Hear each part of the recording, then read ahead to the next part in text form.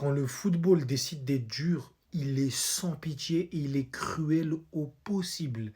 Les frérots béninois, franchement, ça m'a fait mal au cœur de quand j'ai vu le score. Mais vous ne devez pas rougir votre parcours. Vous avez fait tout ce que vous pouviez. Et être éliminé à la dernière journée contre le Nigeria et l'Afrique du Sud, c'est incroyable.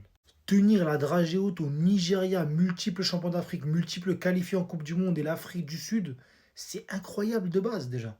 Après, en face, t'as Victor Osimhen. T'as des talents mondiaux, des joueurs de classe mondiale. Osimhen a mis un triplé. Qu'est-ce que tu voulais faire? Tu peux rien faire. Et franchement, bravo au Nigeria parce qu'ils ont assuré quand il fallait assurer. Ils ont fait ce qu'il fallait. Mais le grand gagnant de tout ça, c'est les Bafana Bafana. Parce que le Nigeria est qualifié en barrage, mais l'Afrique du Sud a obtenu son ticket.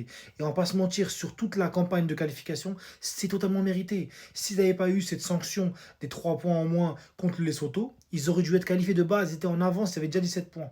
Donc l'Afrique du Sud est qualifiée logiquement. Et pour le Bénin, je le répète, il n'y a pas à rougir. Tu termines troisième à égalité avec le deuxième. Le Nigeria a un point du premier et tu n'es troisième que à cause du goal average.